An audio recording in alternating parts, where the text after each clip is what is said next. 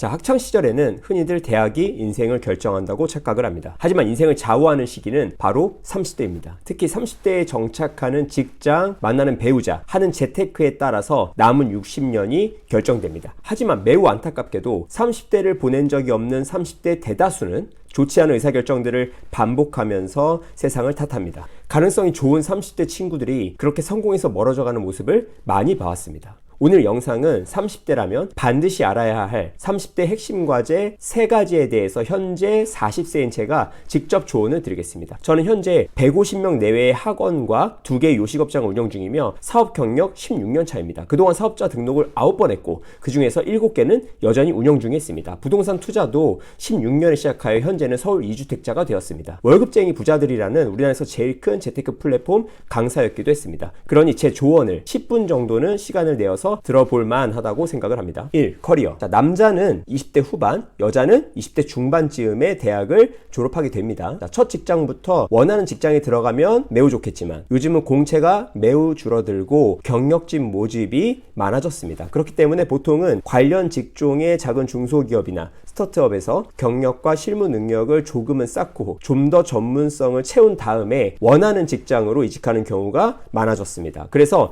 20대까지는 진로 탐색이나 커리어 탐색 등을 할 수가 있다고 생각합니다. 하지만 20대 후반에는 업종을 선택하여서 그곳에서 최소한의 실무 능력을 만들고 한두 번 정도의 이직을 통해서 늦어도 30대 초반에는 원하는 직장에 자리를 잡아야만 합니다. 그러면 본격적으로 해당 직무에 대한 커리어도 시작이 될 것입니다. 자, 이때 2가지를 꼭 기억해야 합니다. 자, 첫째, 해당 분야에서 전문직으로 전환한다. 둘째, 해당 분야에 도움이 될 만한 추가 분야를 찍먹하면서 남들에게는 없는 통찰을 만들어낸다. 자, 일단 해당 분야의 전문직이 된다는 것은요, 꼭 전문직 국가 자격증을 따라는 이야기가 아닙니다. 해당 분야에서 전문인으로 인정받을 수 있는 능력을 갖춰 나가면서 그것을 증명할 수 있는 자격증이나 포트폴리오를 구축하라는 소리입니다. 그러기 위해서는 실무하는 시간 외에 해당 분야에 대한 추가 공부도 필요합니다. 가장 캐주얼하게는 책을 이용할 수 있고요. 조금 더 욕심을 낸다면 강의 등을 들을 수가 있습니다. 또 해당 분야에 능력 있는 선배를 직접 수소문하여 찾아가거나 컨설팅 등의 방법 등을 통해서 능력을 빠르게 습득할 수도 있습니다. 하지만 이제는요, 이것만으로는 불충분합니다. 이제 AI가 5에서 10년 후면 많은 직무와 직업을 바꿀 것으로 봅니다. 그래서 우리는 해당 직무 분야만이 아니라 추가 인접 분야를 교양 정도 수준에서 익히면서 분야를 연결하는 능력을 갖춰야만 합니다. 자, 변호사라면요, 부동산 상속 전문 변호사가 되기 위해서 세무 공부를 하거나 세무사 자격증 등을 따는 것입니다. 또 상속 전문 상담 스킬을 위해서 어떤 상담이나 영업 스킬 등을 추가로 배워야만 합니다. 이렇게 AI에게 대체되기 어려운 포지션으로 가려면 분야를 연결하여서 더욱더 독보적으로 전문화를 해야만 합니다. 꼭 저런 전문직이 아니라고 해도 마찬가지입니다. 자, 만약에 카페를 한다면요, 인테리어, 커피, 베이커리, 브런치 등 어느 한 분야를 접목하여서 특화해야 살아남을 수 있습니다. 그러려면 커피만이 아니라 인테리어와 상권을 공부하거나 다양한 스페셜티를 만드는 방법 등을 공부해야 할 것입니다. 이렇게 전문화와 교양화를 병행하여 우리는 창의적인 전문가 수준까지 되어야만 합니다. 이렇게 30대 커리어의 핵심을 잘 잡아나가면 됩니다. 자, 그래야 40대 이후 소득이 크게 늘어날 수가 있습니다. 자, 잊지 마세요. 남들이 못하는 것을 해야 남들이 벌지 못하는 액수의 돈을 법니다. 남들이 하는 수준에서는 그 수준에 맞는 액수의 돈만 벌어들이게 될 것입니다. 전문화와 교양화를 병행하여 시장에 없는 독보적 전문가가 되어야만 합니다. 자, 우리 목표는요, 동종업계 상위 1%가 되는 것입니다. 추가로 제 경우를 예를 들면 학원업을 저는 지상층 비즈니스, 요식업을 1층 비즈니스의 대표주자로 정의하고 있습니다. 향후 직접 사옥에서 비즈니스를 운영하면서 건물의 가치를 높이는 직업을 하고 있다라고 저는 제 커리어의 개념을 잡았습니다. 그래서 학원업, 요식업, 부동산 투자를 병행하고 있는 것입니다. 어쩌보면 다양한 것을 하는 것처럼 보이지만 저는 사실 하나를 하고 있다고 생각하고 있습니다. 특히 건물가는 임대료와 토지값에 의해서 형성이 되면서 임대료는 이런 업종들에서 내는 것이기 때문에 해당 업종에 대한 경험과 경력은 건물가치 밸류에이션을 하는 데 있어서 독보적인 능력을 준다고 저는 생각을 합니다. 임차인의 입장을 이렇게 오랜 기간 다양하게 직접 경험하고 임대인이 되는 경우는 매우 드물기 때문이죠. 이와 같이 저도 40대의 커리어를 위해서 30대를 준비하는 기간으로 사용한 것입니다. 실제로요, 제 사업체가 부담하는 1년 월세가 대략 2억 정도 됩니다. 자, 이 정도면 4% 이자로 가정시 50억 대출을 받은 것과 비슷한 정도의 월세를 내고 있는 것입니다. 자기 자본금과 보증금을 더하여 만약 10억 정도의 종잣돈을 마련하게 된다면 60억 정도의 건물을 살 수 있는 그러한 비즈니스 구조라는 뜻입니다. 자, 이 정도 수준의 건물이라면 15년에 2배 정도 오를 수 있는 물건들을 잘 찾아보면 찾을 수 있다고 생각합니다. 이것이 제 커리어가 최종적으로 추구하는 모습인 것이죠. 제 사업 16년 커리어 동안 무수히 많은 오답과 정답을 가지고 제가 이번에 강의를 진행합니다. 관심 있으신 분들은요, 고정 댓글을 확인해 주세요. 이 영상을 보시는 분들도 이렇게 전문화와 교양화를 통해서 연결을 만들어내어 자기만의 커리어를 완성하시기를 권장드립니다. 2. 배우자. 인생에서 가장 중요한 선택이 저는 배우자라고 생각합니다. 두 번째로는요, 내가 살 집을 사는 일입니다. 그리고 이 두 가지는 연관되어 있습니다. 남자 35세, 여자 33세경에 결혼을 하면서 첫 집을 마련했느냐, 아니면 전세로 시작했느냐가 이후 많은 것을 가르기 때문입니다. 자, 이 선택이 후에 부동산 투자 여정의 많은 부분을 좌우하게 됩니다. 좋은 배우자를 만나기 위해서는요, 경험이 필수입니다. 단 경험을 하면 거기서 배우고 얻는 게 있어야 합니다. 자, 예를 들어서요,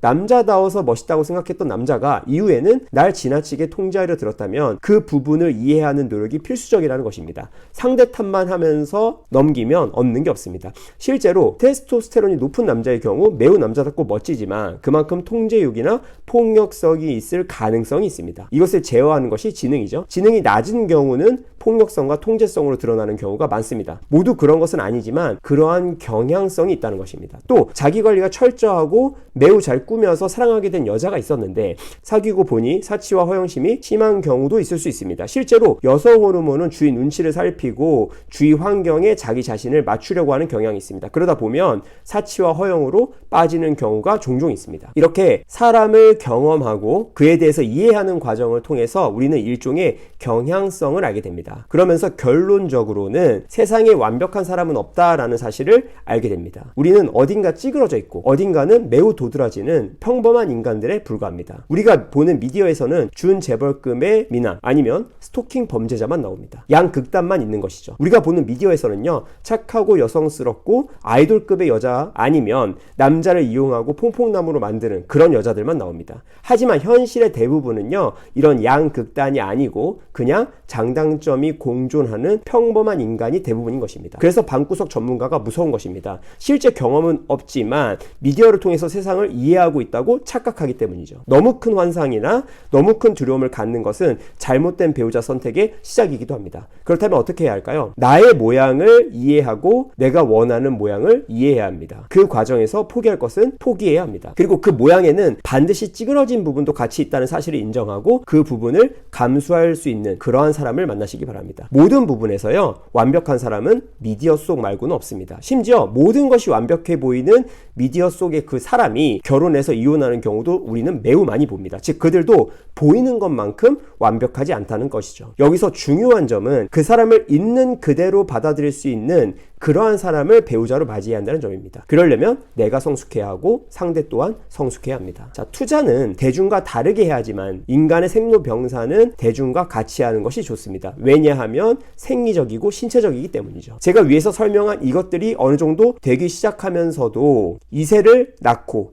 키우기에 좋은 나이는 결국 현재 대한민국 평균 초혼 연령입니다. 남자는 35세 전후, 여자는 33세 전후입니다. 그렇기에 기왕 결혼하려면 남들 할 때 하는 것이 가장 좋습니다. 물론 맞는 상대를 찾지 못한 경우에 결코 시간을 쫓겨서 하면 안 되는 것이 또한 결혼이기도 합니다. 3. 첫 집과 갈아타기. 35세경에 첫 주택을 사고 40세 전후로 한번 갈아타세요. 남자가 35세면 사회생활을 시작한 지 8년 정도입니다. 여자도 33세면 사회생활을 시작한 지 8년 정도가 됩니다. 도합 16년의 사회생활입니다. 그렇다면 각각 최소 1억, 도합 2억 정도는 모아놨어야 합니다. 생애 최초 매수의 경우 6억 한도에서 집값의 70%까지 대출이 나옵니다. 이걸 유식한 말로 LTV 70%라고 합니다. 6억에서 8억짜리 집을 매수할 수 있다는 것이죠. 저라면 구성남, 광명, 안양, 하남, 구리, 비역세권의 구축 대단지를 찾아볼 듯합니다. 특히 광명의 하안주공은 재건축을 노리면서도 가격이 높지 않아서 신혼부부들이 요즘 많이 찾는 곳이기도 합니다. 만약 양가에서 결혼 시 5천 정도씩 도합 1억 정도의 도움을 받았다면 종잣돈은 3억이 될 것입니다. 이때 매수할 수 있는 주택은 9억 정도가 됩니다. 역시나 해당 지역 준신축에 여기에 조금 더 가까운 단지들을 볼 것 같습니다. 자, 아실에 가면요, 최근 많이 거래된 단지를 살펴볼 수가 있습니다. 특히 최근에는 15억 대출 규제로 15억 이하 거래가 매우 활발합니다. 특히